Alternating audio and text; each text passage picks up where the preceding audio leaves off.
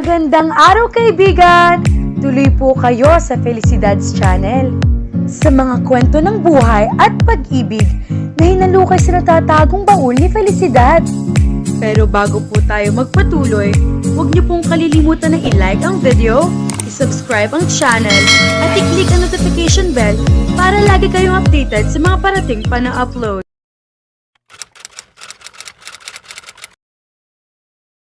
Natataranta si Yohan habang nagmamaneho patungo sa ospital. Nakatanggap siya ng tawag mula kay Mama Rubina. Nabangga raw ang kotseng minamaneho ni Henry at kasalukuyang nasa ospital ang lalaki.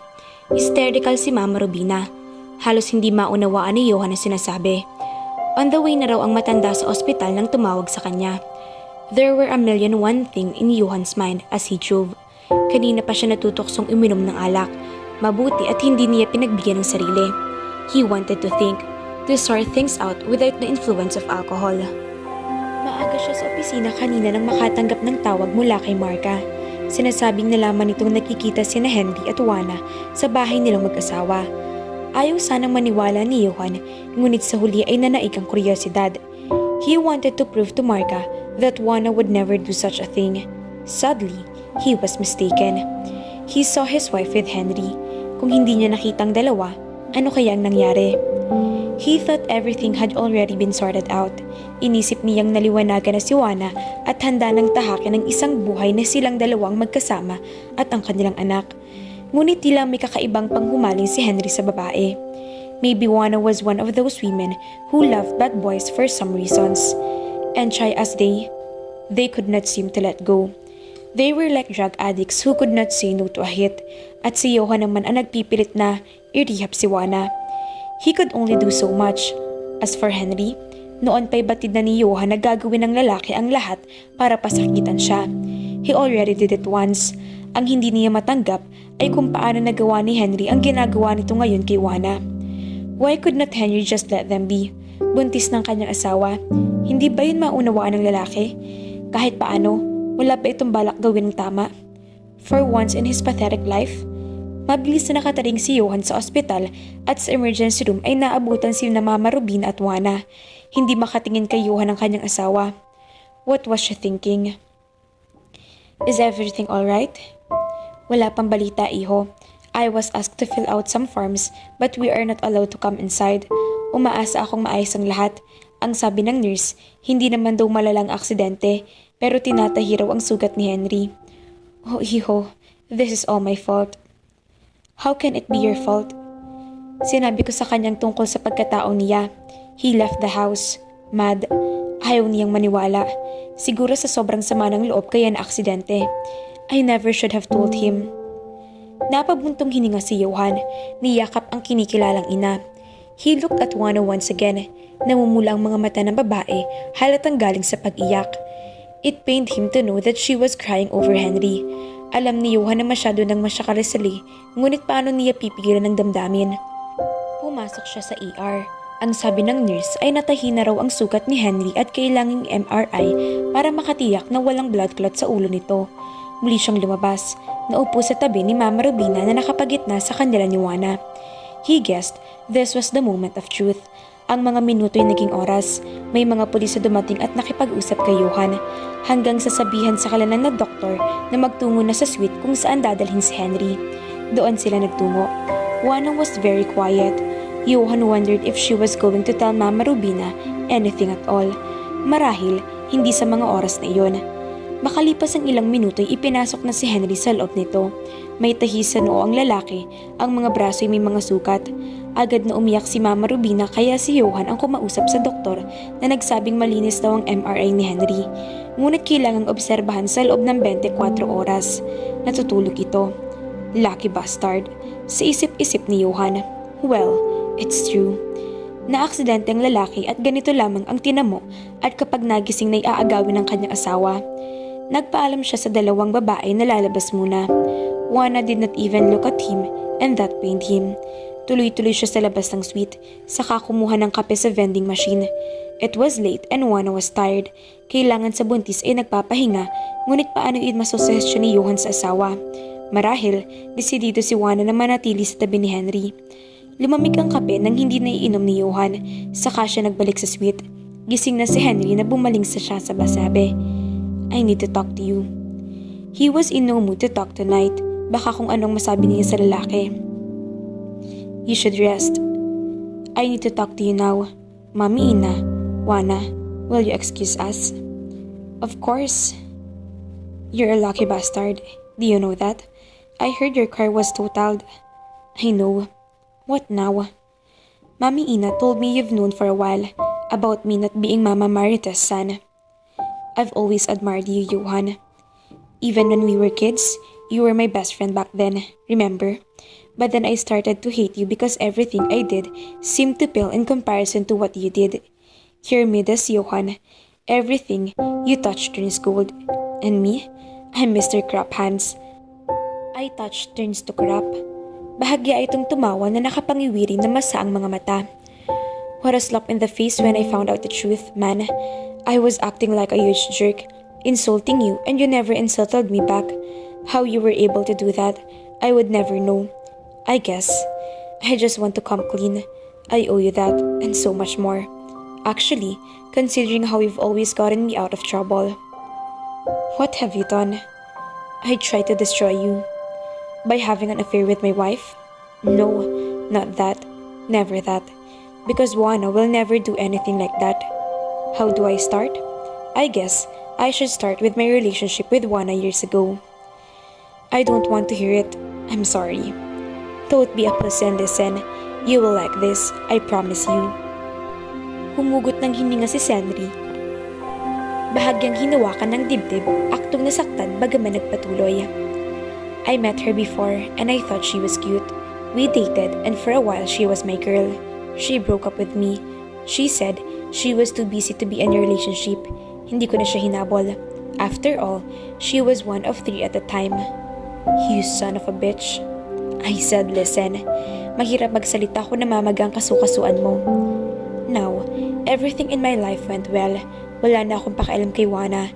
Mami Ina talked to us. You know what she said then? Kung paano hahatiin ang kumpanya. Naturally, I was mad. Naisip ko, bakit ikaw magmamana ng mas malaki at wala kang gagawin kundi magpakasal sa kung sinong gusto mo? It was a raw deal, I thought. Bakit sa akin walang inalok na ganoon? Noong una, natuwa ako dahil parang wala kang balak maghanap ng asawa. Kung hindi man, siguro hindi ka makakita. But then Wana came. Can you imagine my delight at the golden opportunity? I couldn't let it pass. I knew Marga was still in love with you, and so I decided to use her as well, without her knowing.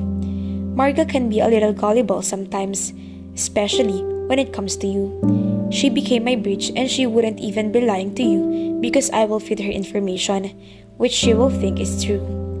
Hindi na mahirap para kay Yohan na maunawaan kung anong tinutumbok. You son of a bitch. I know. This is my confession. Might as well hear everything out. Anyway, I told Marga that Wana and I were going to take away your shares. She believed me. What was your plan really? How were you planning on taking my money? I was planning on destroying you and showing Mami Ina how stupid her plan was. Gusto kong ipakita sa kanya na akong mas matino, na hindi na dapat ipinasala-palaran ang kumpanya sa pag-aasawa mo, na hindi tamang nasa ere ako habang naghahanap ka ng asawa, that it was the most ridiculous thing in the world. I was convinced I could make her see that you're not to be trusted, na akong dapat magmana ng lahat kung papwede. After all, hindi pa naililipat sa iyo ang shares. Habang hindi pa pirmado mga papel, may laban ako. And yet, you fail to remember that you don't have a clue on how to run the company. I can learn, and I plan to. Wala akong balak mawala sa akin ng kumpanya. You arrogant prick. I know. I realize that now. Took you long enough. Actually, I thought I had lost Yohan. Several times, iniisip ko nang lumaban na lang sa korte. It's going to be tough and going to hurt Mami Ina. Maraming pagkakataong naisip kong talo na ako. Una, pagkatapos mismo ng kasal ninyo ni Wana, I told her that you married her for the company and then I introduced myself to her as if I didn't know her. She was in shock. I'm guessing, so she went along. Noong araw na yun, alam kong sasabihin ni Marga sa'yo na girlfriend ko si Wana. I thought you were going to confront Wana or she was going to confront you. it didn't happen. So I kept feeding Marga information. Alam kong sasabihin niya sa'yo, hindi siya makatiis na hindi makialam. After all, she still cares about you and wants to have you back. Everything she told you, I fed her. Including the annulment papers? Yes. You bastard. Thank your lucky stars you're wounded. Why are you blaming me? This is not entirely my fault. Tulad ng sinabi ko, akala ko hindi ubra ang plano. You could have asked Wana. I knew your ego would come in handy one of these days. I just never thought it would take me this far. Come on man, nang puntahan mo sa probinsya si Wana, akala ko tapos ng lahat. Yet you two came back, clueless about what was going on. And I thought, you two are probably the most stupid people on the face of the earth. Natigil ang pagsasalita ni Henry nang suntukin ito ni Yohan sa bibig. Hindi iyon malakas, bagaman sapat upang balaan ng lalaking huwag insultuhin ng kanyang asawa. And then he remembered something. Natutup niya ang noo. Oh God. What? She wouldn't sign the post-nap. How did you know I was going to ask her to sign one? Because you hated me and you thought Wana was in the plan. I knew you were going to ask her to sign a post-nap and you did. I'm like you in a way. You are very predictable. So is Wana. And even Marga actually. Good people usually are. I enjoyed it. I have to admit, it was too easy. Then why are you confessing? What else is there to? I'm not related to Mommy Inat at all. We're both not related and... Fuck it. What's the use? I broke Wana's heart when I took her to your house earlier. I knew Marga was going to be there with you because I told I was taking Wana there for a rendezvous. Looking at Wana, I realized I've stooped so low. She's pregnant, for God's sake. Still, I would have gone ahead with that plan if I didn't find out the truth. Hindi bagay sa akin na magkaroon ng prinsipyo, Yohan, pero sa maniwala ka't sa hindi, napapahiya rin ako.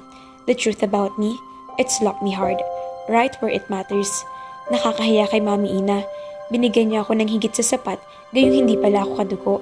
Ilang ulit kong ipinamukha sa'yo na anak ka ng maid, pero kahit kailan hindi mo ipinamukha sa akin na anak ako ng rapist. Your self-control is astounding, Yohan. For that, you have my respect. Do you have any idea how messed up this is? Shut up, talk to Wana and never let her go. She's a good girl.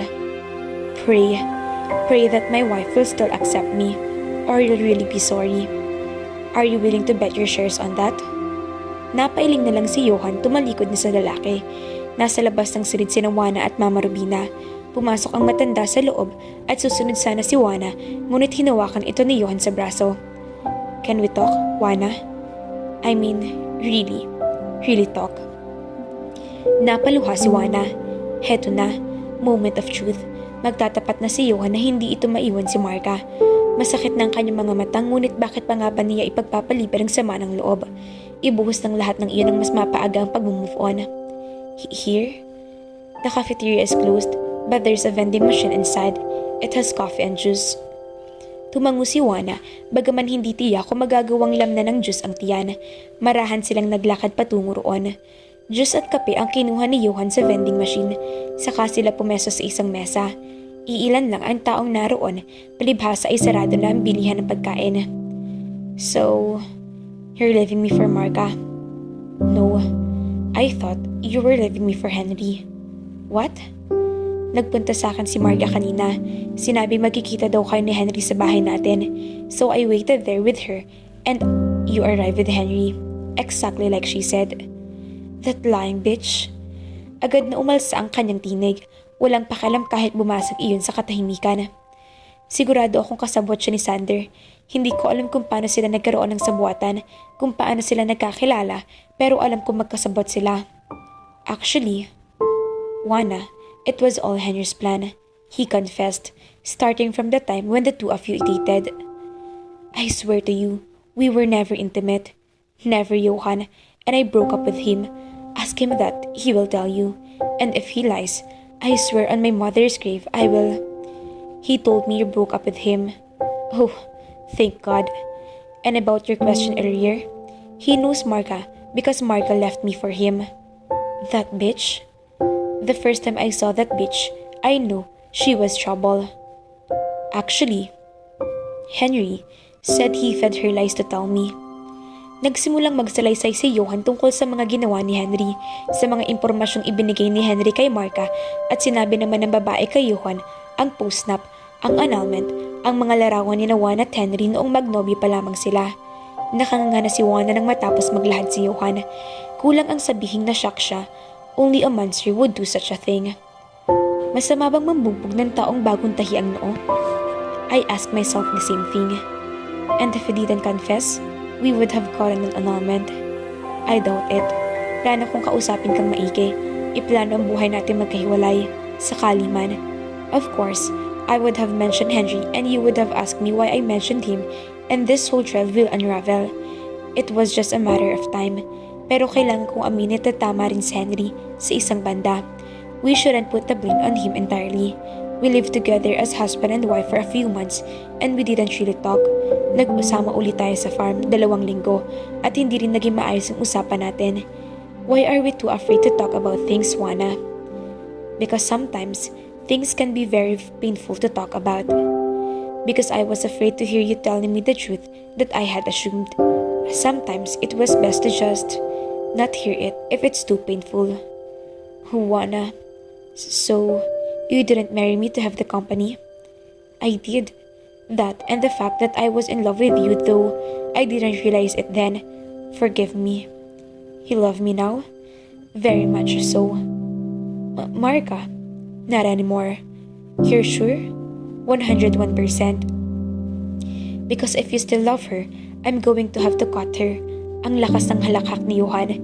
They ended up laughing loudly inside the almost empty hospital cafeteria.